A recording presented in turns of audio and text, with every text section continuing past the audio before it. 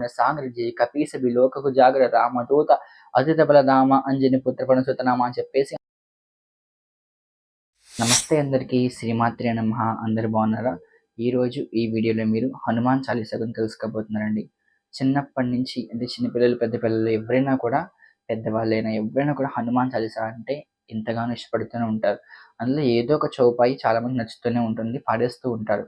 పిల్లలు పడుకునే ముందైనా ఎప్పుడైనా పాడుతూ ఉంటారు కదా హనుమాన్ చాలీసా గురించి. అసలు హనుమాన్ చాలీసాని ఎవరు రాశారు? తులసిదాస్ గారు రాశారు, అది అందరికీ తెలిసిన విషయం. హనుమాన్ చాలీసా ఆయన ఏ సందర్భంలో రాశారనేది ఈ వీడియోలో మనం మాట్లాడుకోబోతున్నాం అనమాట అండి. ఒకానొక సందర్భంలో పార్వతీ పరమేశ్వరులు మాట్లాడుకుంటుంటే వాల్మీకి అంశతో ఒకానొక మనిషి జన్మిస్తాడు, మహానుభావుడు జన్మిస్తాడు. ఆయన ద్వారా మనకి వాడుక భాషలో ఈ యొక్క రామాయణ గ్రంథం అనేది ప్రవచనం జరుగుతుందని చెప్పేసి చెప్తారనమాట. అప్పుడు తులసిదాస్ గారు జన్మిస్తారనమాట. ఆయన రామచరితమానస్ అని చెప్పేసి, ఇప్పటికీ ఉత్తర భారతదేశంలో రామచరితమానస్ అంటే అందరికీ చాలా ఇష్టంగా ఉంటుందన్నమాట అండి రామచరితమానస్. అలాగే ఆయన రాసిన మరొకటి అద్భుతమైనది ఏంటంటే హనుమాన్ చాలీసా. ఈ హనుమాన్ చాలీసా అనేది ఎప్పుడు రాశారు అంటే, ఒకనొక సందర్భంలో మనకి తులసిదాస్ గారు ఇప్పటికీ మనం కాశీలో వెళ్తే, వారణాసి వెళ్తే అక్కడ తులసి ఘాట్ ఉంటుంది కదా, ఆ తులసి ఘాట్ దగ్గరే ఆయన ఒక ఆశ్రమం నిర్మించుకుని అక్కడ ఉండేవారన్నమాట అండి. ఆ ఆశ్రమంలో ఆయన ఉంటూనే అలా జపం చేసుకుంటూ రామనామ సంకీర్తన చేసుకుంటూ ఉండేవారనమాట. అలా అప్పుడు వారణాసిలో ఒక కొత్తగా పెళ్ళైన ఒక స్త్రీ అనమాట అండి. వాళ్ళ భర్త చనిపోతే భర్తని తీసుకెళ్తారు కదా, అలా తీసుకెళ్తున్నప్పుడు ఆ పాడి మోసి తీసుకెళ్తున్నప్పుడు ఆమె ఏడుస్తూ ఆ వెనకాల వచ్చేసి తులసిదాస్ కాళ్ళ మీద పడుతుందనమాట అండి. తులసిదాస్ కాళ్ళ మీద పడేసరికి అమ్మ దీర్ఘ సుమంగళి భవ అని చెప్పేసి దీవిస్తారనమాట. అప్పుడు ఆ చుట్టుపక్కల ఉన్న వాళ్ళందరూ కూడా నవ్వుతారనమాట అండి. ఎందుకు నవ్వుతున్నారు అంటే, మీరు దీర్ఘ సుమంగళి భవ అని దీవించారు, కానీ ఆమె భర్త ఇప్పుడే చనిపోయాడు, ఇంకో తీసుకెళ్తాం పాడి మోసుకొని చెప్తారనమాట. అప్పుడు ఆయన అంటారు, నేను చెప్పేది ఏముంది, ఇది రాముడు పలికించాడు నా నోటితో అని చెప్పేసి ఆ శవం తీసుకొచ్చి ఇక్కడ పెట్టమంటే, ఆ శవాన్ని కట్లు విప్పేసి ఆ చెవులో రామనామం తారక మంత్రం చెప్తారనమాట. 3 సార్లు చెప్పేసరికి ఆయన లేచి కూర్చుంటాడు. ఇదంతా తెలిసిన ఆ ఊర్లో వాళ్ళందరూ కూడా, చాలా మంది కూడా రామనామం అంటే అంత గొప్పదా, అంత పవిత్రమా అని చెప్పేసి అందరూ కూడా రామ భక్తులైపోతారనమాట.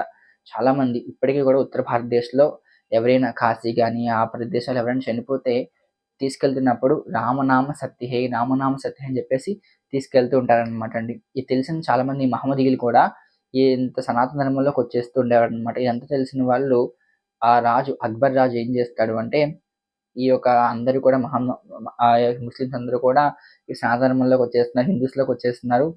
ఇంకా మనకి మహమ్మదీయ ఒక మతం అనేది ఉండకుండా పోతుంది అనేసి ఏం చేస్తాడు అంటే, ఈ యొక్క తులసిదాస్‌ని తీసుకురమ్మని చెప్తారనమాట. తీసుకొచ్చేసరికి ఆ సభలో ఆయన వచ్చేసరికి ఆయన ముఖం చూడగానే ఒక అద్భుతమైన దివ్య కళతో కనిపిస్తూ ఉంటారనమాట. ఆ కళ ఏంటి, ఆ కాంతి ఏంటి, ఒక దండం పెడదామని ఆ రాజుకే అనిపిస్తుంది. కానీ ఆయన రాజు కాబట్టి పరీక్షిద్దాము, అసలు ఎవరు ఈ యోగి ఎవరు తెలుసుకుందాం అని చెప్పేసి ఒక భటుడిని, చనిపోయిన భటుడిని తీసుకొచ్చి ముందు పెడతారనమాట. ఈ భటుడిని అలాగే మీరు బతికించండి అని చెప్పేసరికి, స్వామి ఇది నేను బతికించింది కాదు, నా గొప్ప కాదు, నా ప్రదర్శన కాదు, ఇంత రామనామ సంకీర్తన వల్ల జరిగే అద్భుతమైన మహిమ అని చెప్పేసి చెప్తారనమాట అండి. ఆ రామనామం తారక మంత్రం రాముడు బతికించాడు కానీ నేను బతికించలేని చెప్పేసరికి, ఏది మీ రాముడు తీసుకుని చూపించండి అంటారనమాట. అప్పుడు ఆయన అంటారు, ఎప్పుడైతే ఈ యొక్క సైనికుడిని బతికిస్తారో అప్పుడే ఈయన్ని జైల్లో అప్పటిదాకా జైల్లో పెట్టండి, పెట్టేసి చెరసాలలో పెట్టేసి బాగా కొట్టండి అని చెప్పేసి చెప్తారనమాట. చెప్పేసరికి ఆ భటులను తీసుకెళ్ళి జైల్లో పెట్టేస్తారు. పెట్టేసరికి చాలా ఒక కష్టాలు పెడుతుంటారనమాట. కొట్టడం అలా జైల్లో పెట్టడం అలా చేసేసరికి ఎక్కడి నుంచో ఒక వానర గుంపు, కోతులన్నీ కూడా వచ్చేసి ఆ రాజ దర్బార్ అంతా కూడా మునిగిపోయాయనమాట అండి. ఒక రాజుగారి సింహాసనం మీద కూడా, రాజు దగ్గరికి కూడా వచ్చేసి ఆ కోతులన్నీ కూడా మూకుమ్మడిగా ఒక దండయాత్రకు ఎలా వస్తాయో అలా చెప్పేసి వానర సైన్యం అంతా కూడా ఆ ఒక రాజ్యంలోకి వచ్చేసిందనమాట. వచ్చేసరికి అందరూ భయపడ్డారు. భయపడి తప్పు తెలుసుకొని, స్వామి మీరు మామూలు వాళ్ళు కాదు, మీరు మహానుభావులు అని చెప్పేసి ఆ రాజు ఆయన్ని బయటికి పిలిచి కాళ్ళు కడిగి దండం పెట్టుకొని, వీళ్ళని మహానుభావులు మా ఒక రాజ్యంలో ఉండడం మా అదృష్టం అని చెప్పేసి పంపించేస్తారనమాట. పంపించేసరికి బయట వచ్చేసరికి ఒక పెద్ద రాజ్యం, ఒక రాజు ఒక ఆర్కిటెక్చర్ ఉంటుంది కదండీ. మనకి బయట వచ్చేసరికి ఏమంటారు, ఒక ఆర్చ్ ఉంటుంది కదా, ఆర్చ్ దగ్గర పెద్ద హనుమంతుడు ఇలా సాష్టాంగంగా, సాక్షాత్ హనుమంతుడు ఇలా మనకి ఆయన దర్శనమిస్తారనమాట.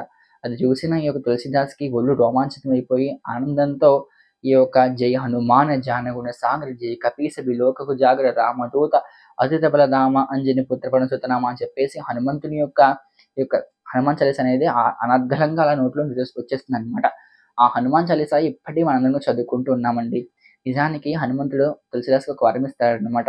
ఎక్కడెక్కడైతే నా హనుమాన్ చాలీసా చదువుతూ ఉంటారో, ఎక్కడ రామనామ సంకీర్తన చేస్తూ ఉంటారో, ఎవరి ఇళ్లల్లో అయితే జరుగుతూ ఉంటుందో, ఇలా నిత్యం జరుగుతూ ఉంటుందో, నేను వాళ్ళ ఇళ్లల్లో వాళ్ళ ఇంట్లో ఒక పెద్ద కొడుకునై, వాళ్ళ ఇంట్లో ఒక రక్షణ భటుడని చెప్పేసి నేను వాళ్ళ ఇల్లు కాపాడుతా అని చెప్పేసి హనుమంతుడు తులసిదాస్‌కి వరమిస్తారనమాట.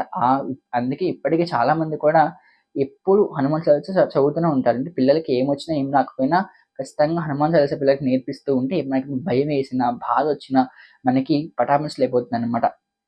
సో, నెక్స్ట్ వీడియోలో హనుమాన్ చాలీసా యొక్క ప్రతి పదానికి ఒక అర్థం తెలుసుకుందామండి. ప్రతి ఒక్క నామానికి అర్థం తెలుసుకుందాం. హనుమాన్ చాలీసాలో ఉంటుంది కదా! భూత, ప్రేత, పిశాచ వికటనహియాహి మహావీర్ జప్ నామ సునాయి.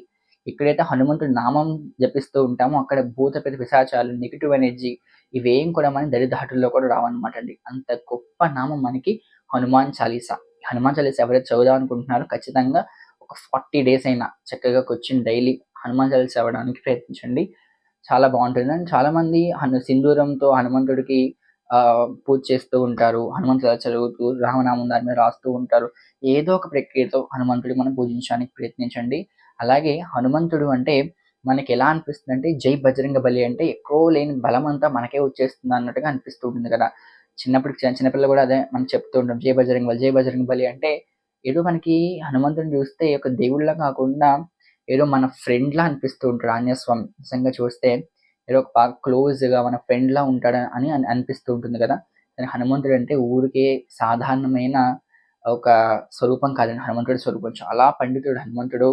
అంటే చాలా తెలివైనవాడు, బుద్ధిశాలుడు. అంటే హనుమంతుడిని పూజించిన వాడికి ఏదైనా కూడా జయిస్తూ ఉంటాడనమాట. ఎవరైతే హనుమంతుడిని పూజిస్తూ ఉంటారో వాళ్ళు భయానికి దేనికి భయపడరు. తెలివితేటలు ఇవన్నీ కూడా వస్తూ ఉంటాయండి. సో, నెక్స్ట్ వీడియోలో మనం హనుమాన్ చాలీసా గురించి తెలుసుకోబోతున్నాం. అంటే హనుమాన్ చాలీసా ఉన్న ప్రతి పదానికి జై హనుమాన్ జానుగుణ సాగర్ నుంచి నెక్స్ట్ లాస్ట్ దోహే వరకు అంటే హనుమాన్ చాలీసా ప్రతి ఒక్క లైన్‌ని మనం చౌపాయి అని చెప్తూ ఉంటాం అనమాట. ఆ చౌపాయిలన్నీ కూడా మనం తెలుసుకోబోతామండి వచ్చే నెక్స్ట్ వీడియోలో నుంచి హనుమాన్ చాలీసా తెలుసుకుంటున్నామనమాట.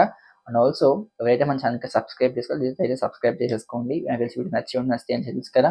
ఛానెల్ సబ్స్క్రైబ్ చేసి, లైక్ చేసి మీ ఫ్రెండ్స్ అండ్ ఫ్యామిలీకి కూడా షేర్ చేసేయండి. శ్రీమాత్రే నమః. ఇక్కడ హనుమాన్ చాలీసా చేపిస్తూ ఉంటారు. అక్కడ బజరంగ బలి ఆశీస్సులు మీ అందరి ఇంట్లో ఉండాలని మనస్ఫూర్తిగా కోరుకుంటున్నాను. జై బజరంగ బలి, జై శ్రీరామ్, జై హనుమాన్.